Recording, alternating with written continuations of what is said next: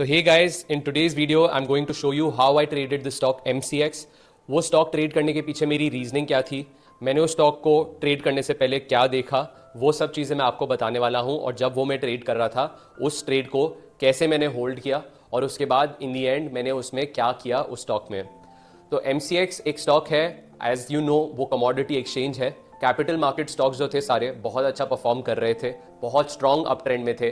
BSE double हो चुका है, MCX डबल हो चुका है over the past few years, and year to date returns भी काफ़ी सॉलिड है, 30 to 40% की इन दोनों स्टॉक में। अब जब वो स्टॉक ऊपर जा रहा था तो मैंने देखा कि RSI जो है इस स्टॉक का, और ये मैंने अपने सोशल मीडिया चैनल्स पे भी पोस्ट किया और मैंने बोला कि इसका RSI हर एक टाइम फ्रेम पे 70 के ऊपर है। तो कुछ ट्रेडर्स मुझे बोलेंगे कि 70 के ऊपर है तो that means quite bullish, but मैं उसको इस तरीके से देखता हूं कि जब अगर कोई एक स्ट्रॉन्ग अप ट्रेंड आ चुका है और जब वो स्टॉक उस एरिया में आ गया है तो वहां पे हो सकता है एक प्रॉफिट बुकिंग सिनेरियो भी बन सकता है, क्योंकि 80 के ऊपर यूजुअली RSI नहीं जाता। यह स्टॉक ऊपर जाता रहता है बट RSI नहीं जाता, और हमें RSI से ये भी दिख रहा था कि एक बेरिश डाइवर्जेंस बन रही थी। अब बेरिश डाइवर्जेंस क्या होती है कि प्राइस तो हायर हाइज बनाए जा रहा है बट जो रिलेटिव स्ट्रेंथ इंडेक्स है RSI वो लोअर हाइज बना रहा है। तो ये दिखाता है कि ट्रेंड जो है उसमें उतनी स्ट्रेंथ अभी नहीं है। अब जब मेरे को ये सिग्नल मिलने लगा तो उसके बाद मैंने ये सोचा कि अब मेरे को इस स्टॉक को अपनी वॉच लिस्ट पे डालना है और ये देखते रहना है कि क्या ये स्टॉक यहां से कंसोलिडेट करता है या नहीं। अगर कोई मेरे से ये ट्रेडर कोई पूछेगा कि क्या आप अपनी एनालिसिस बस RSI पे बेस करते हैं, no, RSI for me the relative strength index indicator is only for a backup analysis. मेरे लिए एक इंपॉर्टेंट चीज है जो मैं दूसरी साइड देख रहा था वो था स्टॉक का ट्रेंड, और वहां पे मेरे को दिख रहा था एग्जॉशन हो रही है, वॉल्यूम्स भी थोड़ी डिप हो रही थी। तो मेरे को एक क्लियर इंडिकेशन मिल रही थी कि ट्रेंड एग्जॉस्ट हो रहा है एट द हायर लेवल्स और वो 9000 के ऊपर स्टॉक नहीं जा पा रहा है। तो इस वजह से मैं बोलूंगा कि RSI कभी भी ओनली एंड ओनली इंडिकेटर नहीं होता जिस पे मैं रिलाई करता हूं। RSI only is for backup analysis. तो जब उसने ऑल टाइम हाइज लगाया अराउंड 9000 लेवल, तो उसके बाद स्टॉक 9000 के ऊपर सस्टेन नहीं कर पा रहा था। वहां पे मेरी एनालिसिस ये कह रही थी कि यहां पे हो सकता है एक प्रॉफिट बुकिंग सिनेरियो बन जाए स्टॉक में। तो जब वहां पे प्रॉफिट बुकिंग सिनेरियो के लिए था, वो एक रिस्की ट्रेड आप कह सकते हैं था, बट मैंने वहां पे सोचा कि यहाँ पे जो गेन हो सकता है वो अच्छा हो सकता है, तो रिस्क टू रिवॉर्ड रेशियो हमारे हाथ में था। अब जब वो कंसोलिडेट कर रहा था तो मैंने वहां पे एक बेरिश शॉर्ट ट्रेड लेने का सोचा थ्रू फ्यूचर्स, एंड उसमें किया क्या मैंने सोचा कि ये जो रेंज अभी कंसोलिडेशन रेंज बन रही है, अगर स्टॉक इसके नीचे ही रहता है, अगर स्टॉक जैसे जो बेरिश रेंज बन रही है उसके नीचे आ जाता है तो that will be an confirmation कि स्टॉक यहां से ब्रेक डाउन कर रहा है, और मेरा उस सिनेरियो में स्टॉप लॉस बनता है रेंज के ऊपर। अब जब ये ब्रेक डाउन होने लग गया अराउंड 8800 8900 के नीचे, तो वहां पे कंफर्मेशन मिल गई कि यहाँ पे हो सकता है एक शॉर्ट टर्म टॉप बन रहा है स्टॉक में, और उसने मेरे को स्टॉक को होल्ड करने के लिए अपॉर्चुनिटी दी। अब मैं इसको ट्रेड कैसे कर रहा था, मैं एक डाउन ट्रेंड जब चालू हो रहा था तो मैंने देखा कि यहाँ पे 2 लॉट्स फ्यूचर्स के साथ मैं इसको शॉर्ट करता हूँ, एंड वहां पे मैंने इसको शॉर्ट किया। बट मेरे लिए एक मेजर चीज जो बहुत बड़ी थी, क्योंकि ये एक बहुत ही ज्यादा वॉलेटाइल स्टॉक है, तो मैंने सोचा कि इसको मैं ऐसे ट्रेड नहीं करूंगा कि मैं इसको ओवरनाइट लेके जाऊं।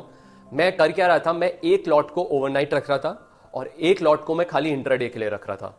अब इंट्राडे में जब मैं रख रहा हूं तो मैं उसमें एंट्री कैसे ले रहा था, अगर आप ये देखो डाउन ट्रेंड जो होता है, जब एक स्टॉक डाउन ट्रेंड में है तो आपको अपॉर्चुनिटी हर रोज मिलेगी उस स्टॉक में एंटर करने के लिए, सम और the other way.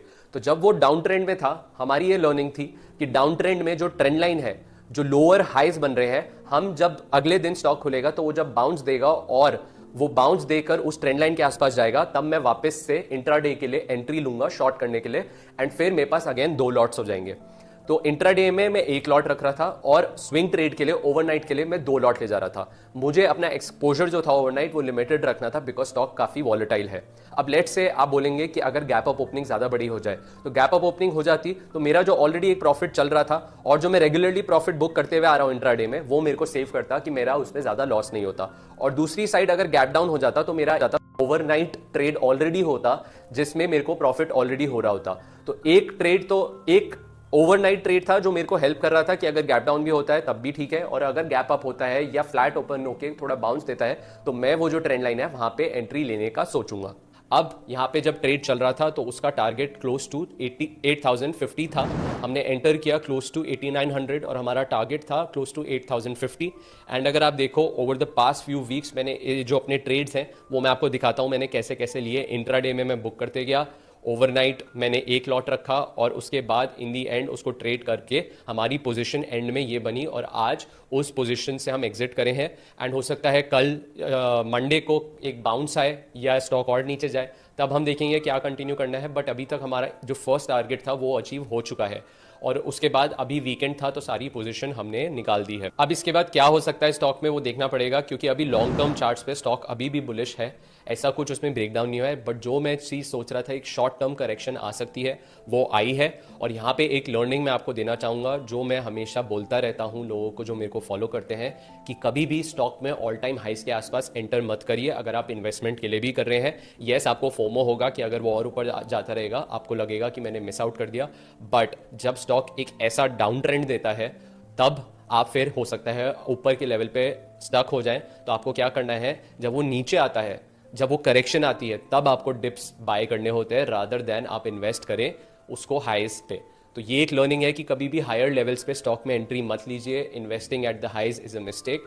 Wait for the stock to dip, and फिर वो जब आउट ऑफ फ्लेवर सेक्टर हो जाएगा, जैसे अभी जेन स्ट्रीट की न्यूज़ आ रही है, तो आप बोल सकते हैं कि जेन स्ट्रीट की न्यूज़ की वजह से आया है। बट जब स्टॉक बहुत ज़्यादा चल चुके होते हैं तब एक भी न्यूज़ कोई आ जाती है तो एक काफ़ी स्ट्रॉन्ग करेक्शन आ सकती है, एंड वो एक अपॉर्चुनिटी बनती है आपको अगर ट्रेड में एंटर करना है। So that's all, this is what I wanted to share कि ऐसा हमारी ट्रेड एनालिसिस थी, इस वजह से हमने MCX को ट्रेड किया। ये ट्रेड ब्रेकडाउन था, और इसमें आप सीख ये भी चुके होंगे कि ट्रेंड लाइन कैसे ट्रेड करते हैं। एक ट्रेंड जब चल रहा होता है तो वो ट्रेंड कंटिन्यू होता रहता है, एंड आपके लिए वो स्टॉप लॉस तब होता है या तो आपका टारगेट हिट हो जाए, या अगर वो ट्रेंड जो डाउन ट्रेंड होता है उसको ब्रेक करके वो स्टॉक वापस ऊपर जाने लग जाता है, तब आपके लिए कंफर्मेशन होती है कि आपका जो शॉर्ट ट्रेड है वहां पे आप ट्रेलिंग स्टॉप लॉस लेके एग्जिट कर सकते हैं।